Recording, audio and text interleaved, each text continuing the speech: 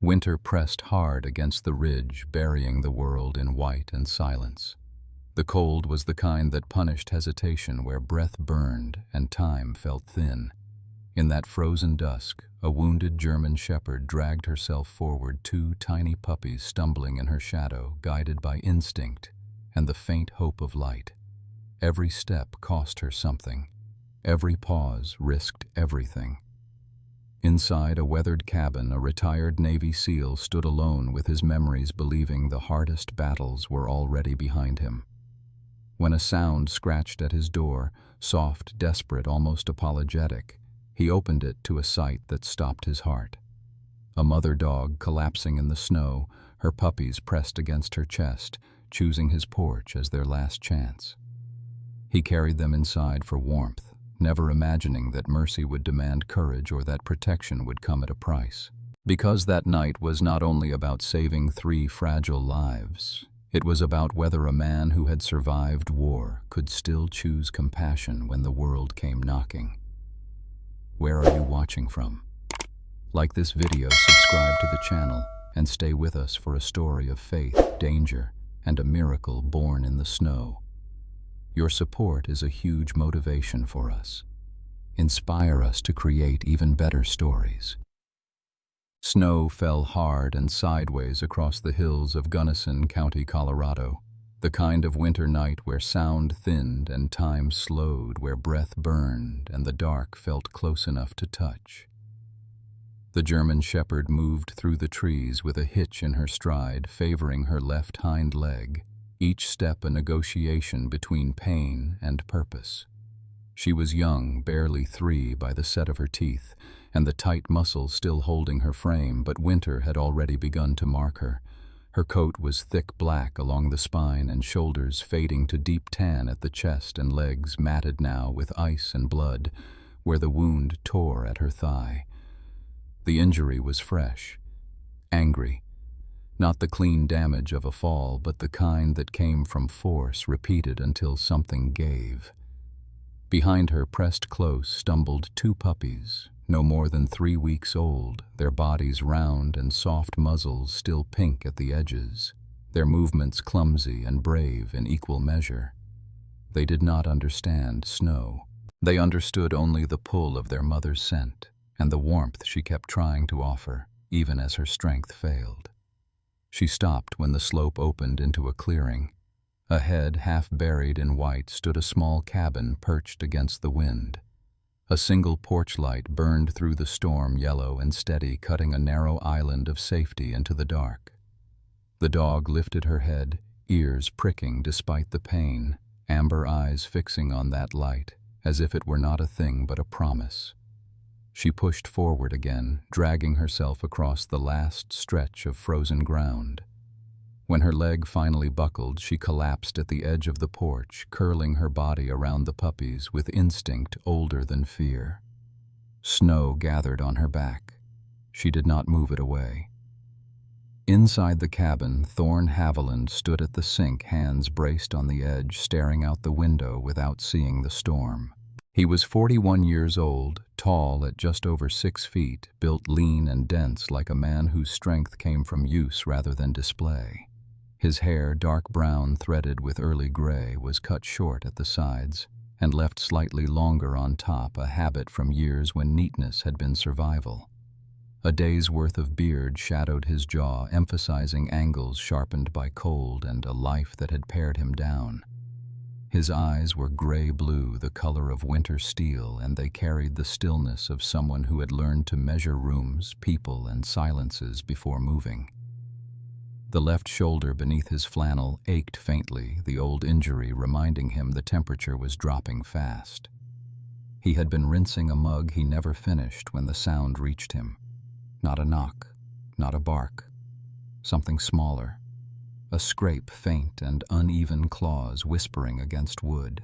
Thorne froze, head tilting the way it always had when he listened for trouble, when listening had meant the difference between coming home and moi. The sound came again, weaker this time, followed by a thin, breathy whine that barely made it through the storm. He crossed the room without hurry, boots silent on the plank floor, every movement economical. The door resisted when he pulled it open, ice crusted along the frame. When it gave, wind and snow rushed in, carrying with them the sharp smell of cold metal and wet fur. For a second the porch looked empty, just drifting white and the halo of the light. Then he saw her. The dog lay on her side ribs, lifting in shallow, careful breaths. One hind leg was twisted at an angle that made his chest tighten. Blood darkened the fur along her thigh, already stiffening in the cold. Her eyes were open amber and alert, despite the pain fixed not on him but on the two small bodies pressed tight against her belly. The puppies shivered their tiny chests, fluttering too fast, too shallow. Thorn knelt without thinking, the world narrowing to what was in front of him. He did not think of himself as a man who liked dogs. He had never owned one, never wanted to. Life had been simpler without anything that needed him in ways he might fail. But he had carried men out of snowfields before, had felt the terrible lightness when bodies went numb and the weight when they came back. His hands knew what to do when cold tried to take something alive. Easy, he said, not to the dog, not to the puppies, but to the moment itself. His voice came low and steady, the tone he had used when panic threatened to spread. The shepherd did not snarl. Her ears flicked once, a reflex, then settled. She watched him, every line of her body drawn tight with the calculus of a mother measuring threat against the slim possibility of mercy. Thorn slid his arms beneath her chest and hips, careful not to torque the injured leg. She was heavy, solid, the weight of a working animal built for endurance. One of the puppies squeaked a thin sound like the hinge of a small door. Thorn gathered them together against his chest, feeling how little heat they had left, and stepped backward into the cabin. Inside, the stove was already warm, its iron sides ticking softly. He laid the dog on a folded blanket near the hearth, angling her so the heat would rise along her flank without burning. The puppies he tucked inside his jacket, first pressing them close to his chest until their shivers eased a fraction. He moved with the focus of someone dismantling a device. He could not afford to mishandle every action, deliberate, no wasted motion. He fetched his old field kit from the hallway, bandages, antiseptic, scissors dulled by time, and knelt again. The wound was torn, edges ragged. The cold had slowed the bleeding but not stopped it. He cleaned it as best he could, hands steady, breath measured. The shepherd tracked his movements with one eye, the other half-lidded. She did not snap. She did not pull away. She endured, muscles rigid, as if pain were simply another order to be followed. When he tested the paw below the injury, the reflex was there. Thorn released a breath he had not realized he was holding. Good, he murmured, a word that felt out of place, and yet necessary. He wrapped the leg firm but gentle, and then turned his attention back to the puppies. He warmed water, checked it against his wrist, and searched the cupboards for milk. There was none. Only a half-empty carton of almond milk stared back at him like a bad joke. He huffed once, the sound caught somewhere between frustration and a laugh that did not quite make it out. He improvised. Diluted the milk, cleaned a syringe, fashioned a dropper. He coaxed the smallest mouth to latch, counting breaths the way he always had, watching for the moment cold might make the rhythm falter. The puppies fed in fits and starts, eyes sealed shut, bodies trusting what they could not yet understand. The shepherd lifted her head a fraction, watching his hands, the tension in her shoulders easing just enough to tell him she had made a choice. He found himself talking as he worked, low and constant, the way he had once talked to men who could not hear him anymore but still needed to be told to stay. He apologized to the dog without quite knowing why, for the clumsiness of a man who knew how to stop bleeding in the dark, but had never learned how to be gentle with something so small. The dog blinked slowly.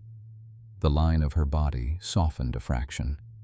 The cabin filled with the smells of clean wool, antiseptic, and wet dog. Snow ticked against the windows like 1,000 small clocks counting something down. Thorn sat back on his heel's shoulder, throbbing dully. and looked at his hands, scarred steady, now cradling lives that could fit into a single glove. A dry, unexpected smile pulled at his mouth. He had been ready for everything except this. Outside, the storm pressed in. Inside, 3 breaths braided together near the fire. The shepherd did not look away from her puppies. Thorn did not look away from any of them. When the night settled deeper, it did so around a small, fragile circle of heat, and for the first time in a long while the cabin did not feel empty. Morning came thin and pale, the kind of winter light that did not warm so much as reveal. Snow still drifted softer now, floating down like ash that had forgotten the fire it came from. Thorn Haviland woke before the alarm. He no longer set the habit of years pulling him upright while the cabin still slept. The stove had burned low overnight, leaving the room cool but alive. On the blanket by the hearth, the German shepherd lay curled around her puppies, her body arched protectively despite the bandaged hind leg. Her amber eyes were open the instant Thorn shifted his weight, not fearful, just aware. He moved quietly, gathering what he needed with the efficiency that had once made him dependable to men who trusted him with their lives. Jacket, gloves, the small box of supplies he had laid out on the table the night before. The puppies stirred as he approached, blind mouths opening in instinctive protest. The mother's ears flicked, but she did not rise. She watched him the way a sentry watches a familiar silhouette cross a perimeter line, alert but not alarmed. The drive down the ridge was slow. Snow dusted the road in deceptive patches, and Thorn kept both hands steady on the wheel, easing the truck through curves with the same deliberate care he used when carrying something breakable. In the back, the dog lay on a folded blanket, her head lifted just enough to keep the puppies in sight. The rise and fall of her chest measured and stubborn. Thorn felt the weight of them not as burden, but as focus. It had been a long time since the present moment demanded so much of him. Brushed Pine Veterinary sat on the edge of town, a low, one-story building painted the color of weathered bone. Inside, warmth hit first, then the smell clean linen antiseptic, and the faint animal musk of a place where pain came to be named and tended. Dr. Elaurie Bastian looked up from the counter as Thorn entered. She was in her early 40s, medium height, with a straight-backed posture that suggested she trusted gravity to do its job. Her hair, a muted chestnut streaked with silver she did not bother to hide, was pulled into a low knot that kept it out of her face. Thin-framed glasses rested on a nose that had been broken once and set cleanly, giving her features a faint, permanent sharpness. Her eyes were dark, observant, and calm, in a way that came from long familiarity with emergencies. She did not ask for a story. She took in the scene with a single glance, the tall man with the controlled stillness of someone trained not to rush, the large German shepherd favoring one leg, the 2 small bundles tucked close to the man's chest, and nodded once. "Back room," she said, already moving. The examination was efficient, thorough. Dr. Bastian's hands were steady, confident, without being rough. She traced the edges of the wound with her eyes before touching, then palpated gently, testing what lay beneath skin and fur. "This isn't from a fall," she said quietly, more to the room than to Thorn. The tearing suggests repeated impact, dragging or contact with something that didn't give. She checked the paw reflex again, then the temperature, then the puppies, tiny hearts fluttering like trapped birds beneath her stethoscope. "They're young. 3 weeks, maybe a little less. Hypothermic, but you caught it early." Thorn nodded. He did not offer details. He did not need to. He watched the shepherd instead, noting how her gaze tracked Dr. Bastian's hands until he shifted closer, his presence enough to ease the tension in the dog's shoulders. It was a small thing, but it landed heavily in him. When Dr. Bastian finished wrapping the leg with cleaner, more secure bandaging and set up antibiotics and pain management, The door chimed softly. Maris Tolland swept in with a paper cup in each hand and snow clinging to the hem of her coat. She was in her early 60s, short and solid, with a posture that suggested she had learned to carry weight without complaint. Her hair, a tumble of silver curls, escaped the knit hat she wore more as habit than necessity. Her skin bore the fine lines of someone who laughed often and did not regret it. She took in Thorn and the dog and smiled, a quick, bright thing that cut through the room's clinical quiet. "Well," she said, handing Thorn a cup of coffee without asking, "you look like a man who accidentally adopted 2 snowballs with teeth." The sound that followed was not laughter exactly, but something close enough to remind them all how to breathe. Even Dr. Bastian's mouth twitched. There was paperwork, brief and precise. No microchip, no registration. "Doctor." Bastian took photographs of the injury for the medical record, explaining without apology that facts mattered most when stories failed. When she asked Thorn what he planned to do, he surprised himself by answering without hesitation. "I'm taking them back," he said. "For now." The words felt heavier than he expected, like setting down a marker he could not easily move. Back at the cabin, the day unfolded into a new kind of order. Thorn cleared the table and set up what he came to think of as a station feeding schedule taped to the cupboard, medication times written in block letters on a scrap of wood towels folded within reach, a thermometer laid out like a compass. He moved the puppy's crate close enough that their mother could see and smell them, but not so close that they risked her weight if she shifted. Each decision was small. Together, they felt enormous. It was while changing the bandage that he noticed the thread. The spool sat at the back of the kitchen shelf, half hidden behind a jar of screws and a cracked mug. Pale blue cotton, worn thin in places. He had not touched it in years. It had belonged to his wife. She had kept it there because it was where she always kept things she used, as if she might need them again at any moment. She had been the kind of woman who fixed hems instead of throwing clothes away, tall and narrow-shouldered with dark hair. She wore loose when she worked and tied back when she laughed. Winter had taken her quickly, and Thorn had learned how to close doors after that. He lifted the spool, now surprised by how light it felt. When he finished rewrapping the dog's leg, he tied a short length of the thread to the edge of the wooden board where he kept his notes, using it to mark the time of the next change. The act was practical. It was also something else. He stood back and looked at it, the pale blue line against the rough wood, and felt a tightening in his chest that was not pain. The thought came uninvited, clear as breath in cold air. Wounds could be bound. Time could be measured. The rest, whatever tore inside him when the house went quiet, might be held together by smaller things than he had believed. He did not say it aloud. He did not have to. The shepherd watched him as he worked her head, lifted eyes following the movement of his hands. When he finished, she shifted, careful of the leg, and reached out with her muzzle, touching his wrist once lightly, exactly where his pulse lived. The contact was brief, almost tentative, but it stopped him cold. He rested his hand against her head, feeling the heat beneath her fur, and for a moment neither of them moved. Evening settled early. Snow thickened again, softening the edges of the world. Thorn fed the puppies on schedule, counted breaths, listened to the stove tick and settle. Outside, the wind threaded through the trees with a sound like breath drawn through teeth. Inside, the cabin felt altered, less like a shelter against the cold and more like a place where something fragile was being built. When the night finally claimed its full dark, Thorn sat at the table, the spool of thread in front of him, the shepherd resting nearby.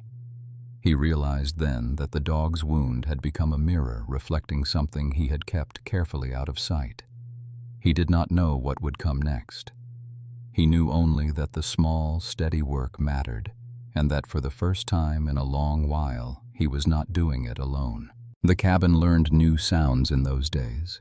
Not loud ones, not joyful ones yet, but the small domestic noises that meant life had decided to stay. The soft rasp of the stove door opening and closing, the faint squeak of floorboards under careful steps, the irregular breathing of two puppies discovering sleep in fragments, their bodies twitching as if practicing for a future that had nearly been denied them. Snow still fell most nights, but it no longer owned the place entirely. Warmth held. Thorne Haviland moved through the space with a precision that had softened without losing its edge. He spoke less, but when he did, his voice carried an ease that had not been there before, as if it no longer had to pass through armor on the way out. The German shepherd watched him constantly. Her coat had begun to regain its sheen, where blood and ice had once matted it, and though the bandage at her hind leg remained, she carried herself with more balance, now favoring the injury without surrendering to it. The sharp startle she had shown at metal sounds dulled into a watchful pause. She was learning the difference between danger remembered and danger present. It was on the fourth morning after the clinic visit that Thorne noticed the mark. He had knelt beside her to check the bandage, his movements unhurried, familiar now. As he shifted the fur at her neck to smooth a twist in the collar Dr. Bastian had provided, his fingers brushed a hardened ridge beneath the hair. He paused. The shepherd stiffened not in fear, but in awareness. Thorne parted the fur more carefully and saw it then, a faint, uneven indentation circling the thick muscle of her neck, not fresh enough to be raw, not old enough to have vanished.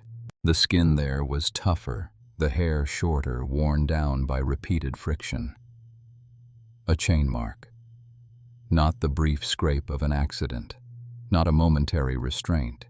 This was the patient signature of something that had been tightened and loosened again and again, held, measured, used. Thorne sat back on his heels, the air leaving his lungs slowly. He did not curse. He did not speak at all.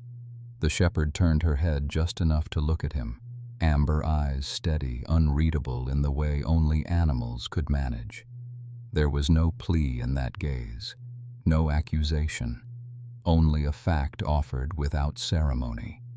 "All right," he said at last quietly. He did not say it to reassure her. He said it to anchor himself. From that moment, the cabin took on another layer of vigilance.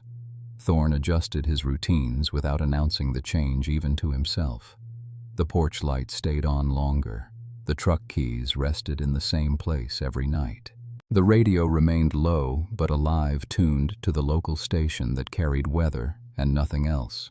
He told himself he was being careful, not paranoid. He had learned long ago the difference between the two.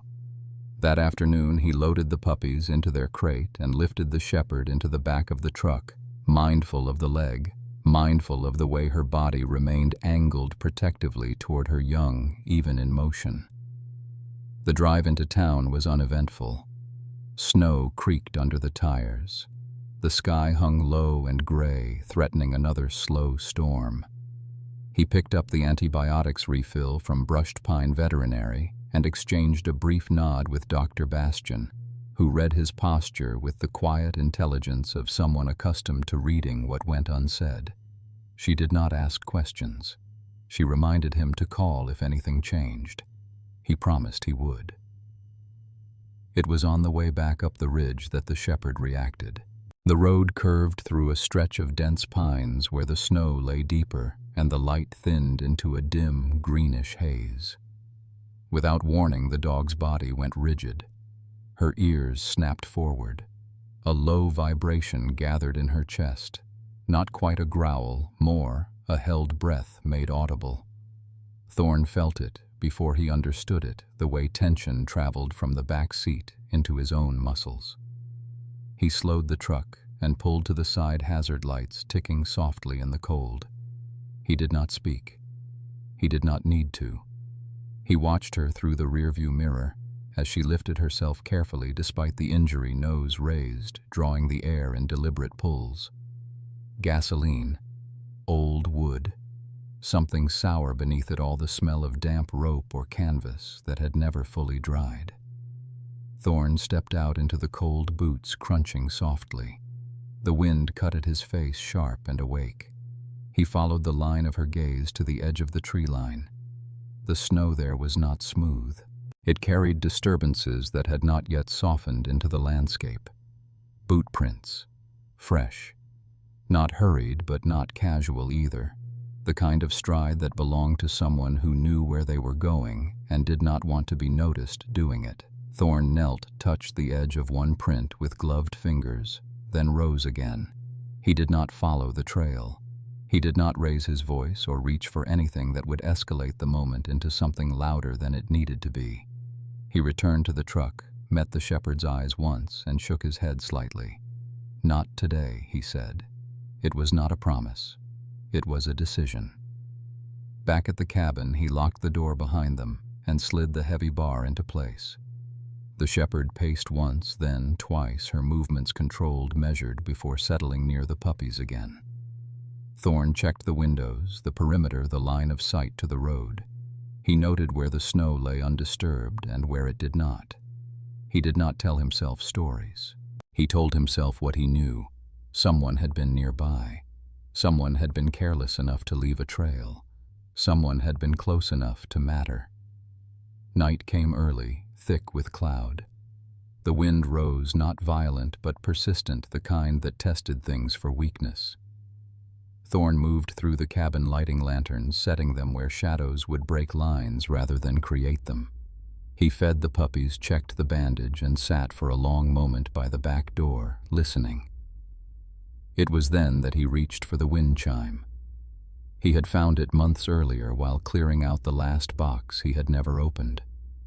A small thing, delicate, made of thin metal tubes and a piece of driftwood worn smooth by water. His wife had loved it because it barely made a sound. He had put it away because sometimes even that was too much. Sound could be a blade when it carried memory. He hung it now on the back porch hook, hands steady, breath even. The wind caught it almost immediately, setting it into motion. The sound was soft, almost nothing. A single note, then another, like glass touching glass without breaking. The shepherd did not bark. She did not tense. She came to stand beside him, shoulder nearly brushing his thigh, and listened. Together they faced the dark, the small music threading through the larger noise of the wind. Thorn understood then what the sound was doing. It was not warding anything off. It was not a signal or a warning. It was a reminder, a marker of presence. Proof that something fragile could still respond without shattering. "Yeah," he murmured, mostly to himself. "I hear it." Later, when the wind eased and the night settled into a deeper quiet, Thorn knelt beside the shepherd again. He rested his hand at her neck, right where the chain mark faded into thicker fur. His touch was firm but gentle, a placement rather than a stroke. "Here," he said softly. "There's no chain here." The shepherd leaned into his hand for a brief, unguarded second. Then she pulled back, dignity, reasserted, eyes still on him. It was enough. He slept lightly that night, boots near the bed, the chimes singing occasionally when the wind remembered itself. Nothing came up the drive. No knock, no voice, no test of the door. Still, the sense of being observed did not fully leave. It hovered at the edges of the cabin like frost, thin but persistent. Morning broke clean and cold. Snow had fallen again, erasing most of what had been written into it the day before.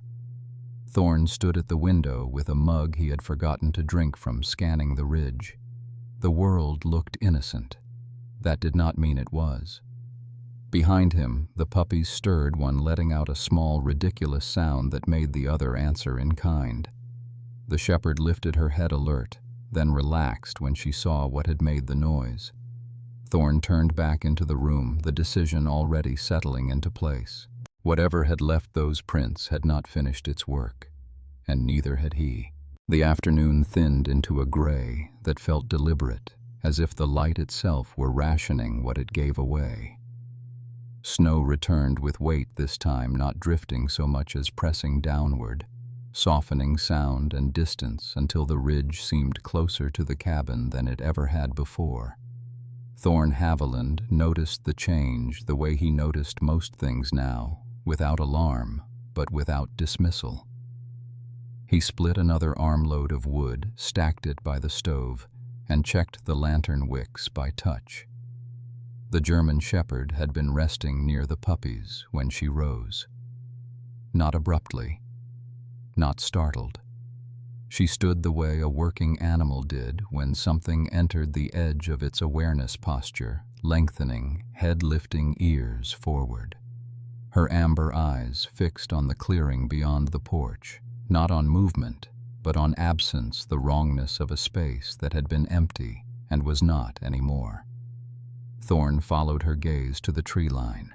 A man stood there just far enough back that the falling snow softened his outline. He did not advance. He did not retreat.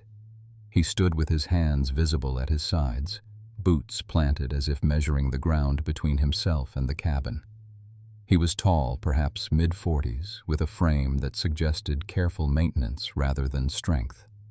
Long limbs, narrow shoulders, a posture that kept its distance from effort. His hair was dark and neatly combed despite the weather, the kind of discipline that spoke less of vanity than of control.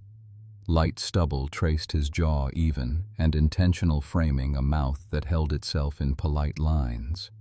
His coat was charcoal wool, well cut, unsuited to the ridge, unless one expected not to stay long. Thorn did not move closer. He did not step into the open. He stayed where the porch light fell behind him, keeping his own face out of the man's clear view. The shepherd let out a sound so low it barely registered as noise. It was not a bark or a growl. It was tension made audible, the vibration of a warning held in check. The man lifted one hand slightly, a gesture that could have meant greeting or surrender depending on the story told afterward. Afternoon, he called, voice carrying with careful ease through the snow. I think I took a wrong turn. Road's gone to nothing out here. Thorn kept his voice level. It does that, he said. You're past where you want to be. The man smiled just enough to show he understood humor but did not require it. Up close, his eyes were pale hazel or gray, difficult to pin down, and they moved quickly, cataloging. They flicked once toward the cabin windows, once toward the truck parked near the side, and then settled back on the darkened porch. Could you point me back? The man asked. I'd rather not test my luck with the weather. The shepherd shifted her weight forward. The sound in her chest deepened a fraction. Thorn did not open the door. I can call it in, he said evenly. Sheriff's office can get you turned around. For a moment the man's smile thinned like ice stretched too far. Then it returned smoother than before. No need to trouble anyone, he said. I'll find my way. He took a step back, then another, eyes never leaving the porch. Snow gathered on his shoulders, dulling the sharpness of his outline. Name's Selden Rusk, he added as if the offering were casual. Appreciate your time. Thorn did not give his own name. He watched as Rusk turned and walked back into the trees, his steps measured, unhurried. The shepherd did not relax until the man vanished completely, the forest closing behind him like a curtain. Thorn closed the door and slid the bar into place. The rest of the evening unfolded with the careful choreography of preparation. The storm intensified, wind rising in gusts that tested the windows and sent snow scudding across the porch like thrown sand. The power flickered once, twice, then steadied. Thorn lit the lanterns anyway. He moved the puppy's crate farther from the door and closer to the stove, layering towels beneath and around it for insulation. The shepherd positioned herself between the puppies and the entrance, injured leg, tucked body, angled to block without obstructing Thorn's movement. He cooked, simply ate without tasting, and kept the radio low. Outside, the ridge surrendered to white. It was just past full dark when the lights went out. Not a gradual dimming, a clean absence. The radio fell silent. The stove remained patient and red-eyed. Thorn waited one count, then another, listening for the grid to correct itself. It did not. He moved without haste, checking the breaker, confirming what he already knew. He returned to the main room lanterns, casting warm pools that broke lines of sight rather than drawing them. The first sound came from the porch. Metal against wood. Not forceful. Testing. The shepherd's ears snapped forward. Her body gathered. Thorn laid a hand at her shoulder, not to restrain, but to share the moment. He did not speak. A voice carried through the storm, muffled by wind. "Evening," it said, polite again. "Weather's taken a turn. Thought I'd check if I could warm up a minute." Thorn remained where he was. "That won't work," he replied, just loud enough to be heard by the recorder app he had opened on the counter. He set the phone down, screen-dimmed mic facing the door. The habit felt old and new at once. The handle turned. It did not give. Another voice joined the first, closer, sharper. "We're not here to cause trouble," it said. "We just want the dog." The words settled into the room like grit. The shepherd let out a single bark, short, precise, and final. Then she fell silent, the vibration in her chest a promise rather than a threat. Thorn moved the crate another foot back, sliding it behind the stove's brick shadow. He checked the window at the rear, noting the drift that fell away into the trees, the line of sight he could use if he had to disappear with what mattered. He did not announce any of this. He did not raise his voice. Outside, metal tapped again, a little harder. "You found something that isn't yours," the first voice said, courtesy eroding. "We can take her and be gone." "No," Thorn said. The word was simple. It did not invite argument. The shepherd shifted, then did something that made his breath hitch. She limped deliberately away from the door and crossed the room, placing herself where she would be visible through the side window body, outlined by lantern light, as if she were alone in the house. She looked back at Thorn once. The message was clear, without language. Distraction. Thorn angled the small camera he kept by the counter toward the porch window and steadied it. Through the blowing snow, two shapes moved, one closer to the door, one lingering just beyond the light. A gloved hand struck the wood, testing the latch. The door bowed but held. He slid the deadbolt into place and braced the frame with the winter bar he had installed years earlier for storms. Snow forced itself through the seams, hissing as it met heat. The second man circled boots, crunching near the back wall. Thorn moved with him, placing himself between the puppies and whatever might come through the cabin. He did not feel fear the way he once had. He felt focus. "Open up," the sharper voice called, impatience bleeding through. "You don't want this." Thorn did not answer. He whispered the date and time into the recorder. He let the evidence speak where his voice would not. Minutes stretched. The storm did its work, swallowing sound, stealing certainty. The men tested again, then retreated a step, then returned. They were not there to make noise. They were there to retrieve. Then, as abruptly as it had begun, the pressure eased. Footsteps moved away from the porch. The engine sound Thorn had half expected never came. The ridge absorbed their departure the way it absorbed most things, without comment. Thorn waited. He counted. He listened for the kind of quiet that meant absence, not ambush. When he finally lifted the bar and opened the door a fraction, snow rushed in and then was gone. The porch lay empty. Tracks led into the dark and vanished. The shepherd returned to his side, pressing her head briefly into his thigh with a firmness that was recognition, not request. Thorn knelt and rested his forehead against hers, careful of the bandage. "We'll do this right," he said, more promise than plan. By the time the storm began to thin, the cabin had settled into its small, stubborn warmth again. The puppies slept on, unaware of how close the night had come to changing them. Outside, the forest stood patient. Thorn remained at the door, hand on the latch, until morning's first pale hint touched the snow. Morning did not arrive all at once. It thinned the darkness the way breath thins fog quietly and without ceremony. Snow still covered the ridge, but the storm had spent its anger during the night, leaving behind a fragile calm. Thorn Haviland stood at the window with a mug he had forgotten to drink from, watching the pale light stretch itself across the drifts. The world looked newly washed, as if what had happened hours earlier might be mistaken for a bad dream. He did not make that mistake. Behind him, the German shepherd lay near the hearth, her body no longer coiled in defensive tension, but arranged in a long, deliberate line. The bandage on her hind leg was clean and dry. Her amber eyes followed every movement in the room, not with fear now, but with assessment. The puppies slept pressed against her flank, small bellies rising and falling in uneven rhythm, the sound of their breathing as steady as a promise kept. Thorn moved through the cabin with care, preserving what he had done the night before. He did not erase the evidence. He gathered it. The phone with the recording, the camera with its silent images of shapes in snow.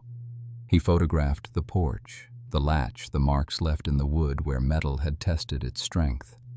He noted the time, the weather, the direction the tracks had gone before the storm erased them. This was not a hunt. It was an accounting. He called Dr. Elaury Bastian first.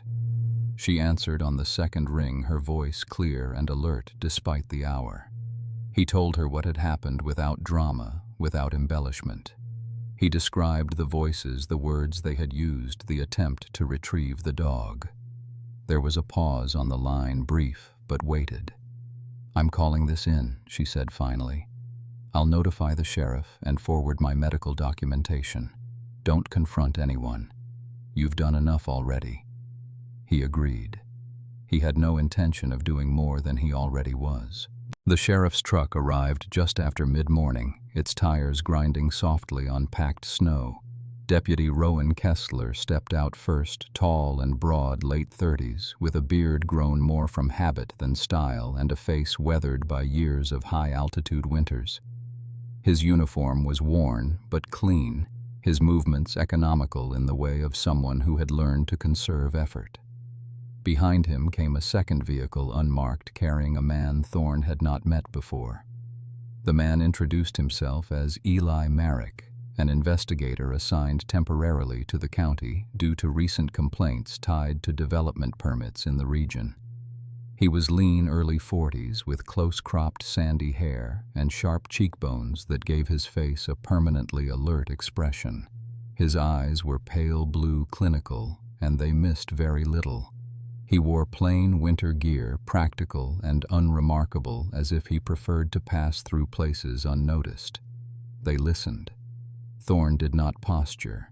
He did not describe fear or bravery. He described sequence.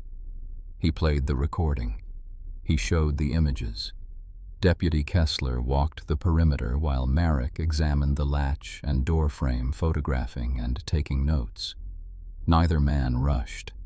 The shepherd watched them with careful interest, positioning herself subtly between the puppies and the strangers, but she did not growl. Thorn noticed that too. "This matches," Merrick said eventually, straightening and rubbing his gloved hands together. "Not enough on its own, but it matches." Deputy Kessler nodded. "We've had reports," he added. "Loose ends, things that don't sit right, nothing solid enough yet." "Until now," Merrick said. They asked about Selden Rusk. Thorn described him exactly as he remembered, the controlled posture, the polite voice, the smile that did not reach the eyes. Merrick's gaze sharpened at the name, not with recognition so much as interest. He did not say more. By early afternoon, the vehicles were gone, carrying with them copies of everything Thorn had gathered. The cabin felt quieter for their absence, but not emptier. Snow continued to fall lightly, almost apologetically. News traveled the way it always did in small places, by voice before paper, by gesture before proof. Maris Tolland arrived before dusk, cheeks pink from cold, carrying 2 paper bags that smelled like bread and cinnamon. She did not ask questions right away. She set the bags on the counter, surveyed the room, the sleeping puppies, the shepherd's steady gaze, and nodded to herself. "I figured you'd need to eat," she said. "And before you say no, I'll remind you that stubborn men make poor caretakers on empty stomachs." Her humor was softer today, edged with something like resolve. When Thorne told her what had happened, she listened without interrupting, her mouth tightening at the corners only once when he mentioned the words they had used. When he finished, she exhaled. "Well," she said, setting her hands on her hips, "then it's past time this town stopped pretending it didn't see things." She moved quickly after that. By the next morning, a notice appeared in the bakery window, handwritten in Maris's looping script, announcing a fundraiser for an animal shelter fund the town had never quite gotten around to creating. People came, some out of curiosity, some out of guilt, some because they remembered a time they had looked away and did not want to do that again. Brushed Pine Veterinary pledged ongoing care at reduced cost. Dr. Bastian framed it not as generosity, but as responsibility. "If we document harm," she said simply, "we don't get to abandon what comes next." Selden Rusk did not return to the ridge. Merrick visited once more days later to confirm timelines and collect additional statements.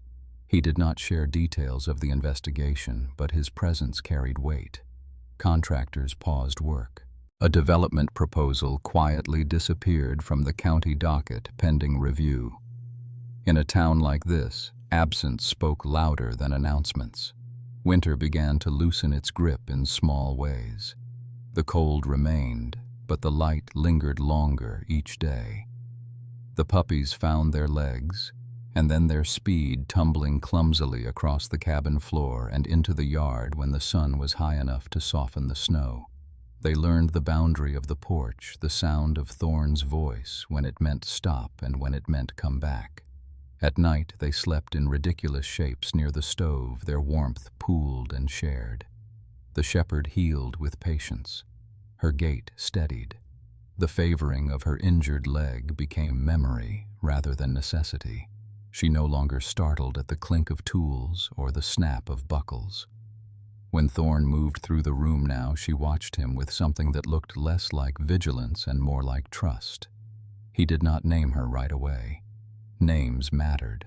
He wanted one that did not carry command or ownership, but recognition. It came to him one afternoon as she stood in the yard, snow bright around her sunlight, catching the black of her coat and turning it almost blue. Aurora, he thought, for the light that came after darkness had done its worst. He said it aloud. She lifted her head, ears tilting, and the name fit as if it had been waiting.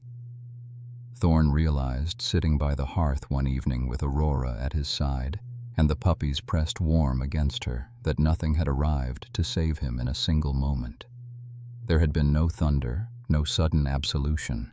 There had been only work, small decisions, repetition, the choice to open a door, the choice to keep it closed, responsibility practiced daily until it became something gentler than burden. Aurora no longer looked at him as a stranger who might disappear. She looked at him the way animals looked at places that would not let them fall through the world. Outside the ridge stood patient beneath its blanket of white. Inside the cabin breathed with life. Winter had not vanished. It had stepped back just enough to show what remained, and Thorne stayed. Sometimes the miracle does not arrive with thunder or fire from the sky. Sometimes it comes quietly wrapped in snow and fear, scratching at a door on the coldest night of the year. And the miracle is not that the storm stops, but that a heart opens before the storm wins. God does not always change the winter around us. Often he changes the person who chooses not to look away. In this story, no angel descended, no voice echoed from heaven. There was only a man who opened a door, a mother dog who trusted when trust was dangerous, and 3 small lives that refused to give up. That is how God works more often than we notice, not by removing pain, but by placing responsibility gently into willing hands. In our daily lives, we wait for big signs, but faith is usually asked in smaller ways, to help when it is inconvenient, to protect when it is risky, to love when it would be easier to stay silent. If this story touched your heart, let it remind you of this truth. You may be the answer to a prayer you never heard spoken. Share this story with someone who needs hope today. Leave a comment and tell us where you're watching from, or tell us about a moment when God met you in an unexpected way. And if you believe in stories of love, redemption, and second chances, please subscribe to the channel so we can continue sharing them together. May God bless you and keep you. May He place courage in your hands, peace in your home, and light on your path. And when a small miracle finds its way to your doorstep, may your heart be brave enough to open the door.